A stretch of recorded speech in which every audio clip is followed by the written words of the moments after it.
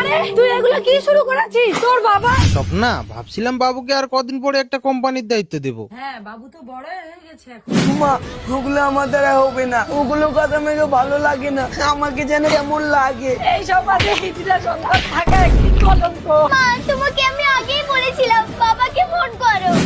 Hello, তুমি তাড়াতাড়ি বাড়ি আসো। কি বলছো তুমি?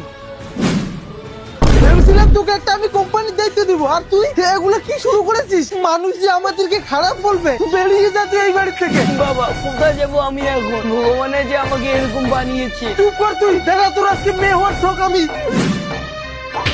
তুমি এটা কি করলে? 10 বছর পর। আরে আমাদের মেয়ে কত বড় হয়ে গেছে। মারে আসার পথে কোনো অসুবিধা হয়নি তো তোর? না মা, আগে ঘরে তো চলো। মারে যা, তোর মায়ের সাথে কি রান্না বসা। ডিসকাস্টিং, এগুলো আমাকে ভালো লাগে না মা। এখন আমি অনেক উঁচু ক্লাসে উঠে গেছি, যত সবই না গাইয়াই থেকে যাবে। কিছুদিন পর। বাবা, তুমি কি আমার উপর রাগ করেছো? না রে মা, তোর উপর রাগ করে কি থাকতে পারি? তার জন্য তো বাবা তোমাকে আমি অনেক ভালোবাসি। কিন্তু বাবা, কালকে আমার এডমিশন আছে, আমাকে যে 50,000 টাকা লাগবে। চিন্তা কেন করিস তোর বাবা থাকতে? এই যে রে মা, 10,000 টাকা বেশি দিলাম। দরকার আমার 10,000 টাকা, বাবা দিয়ে দিল আমাকে 60,000 টাকা।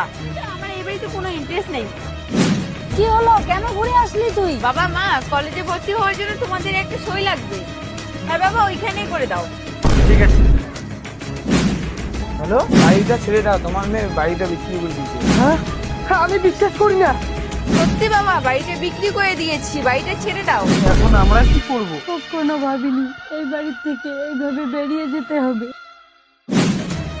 আরে হের কে তোমরা? এই বুড়ো, চুপচাপ যা আছে সব বের করে দে। জানি তোকে বাড়ি থেকে বের করে দিয়েছে। না না, আমাদের কাছে কিচ্ছু নেই। দিতে দাও আমাদেরকে। মুখের কথা মানছে না। আমি বেঁচে থাকতে আমার মাকে কেউ হাত লাগাতে পারবে না। কে তুমি? বলো, কে তুমি? মা, এত তাড়াতাড়ি তুমি আমাকে ভুলে গেছো? বাবা রে, আমার ভুল হয়ে গেছে। ভুল তো আমার হয়েছে। তোমার পরিবারে কি নামে জন্ম নিয়েছি, তবে আর তোমরা কোথাও যাচ্ছ না। বাড়িটা আমি নিয়েছি। বাবা, তুমি আমাদেরকে ক্ষমা করে দাও।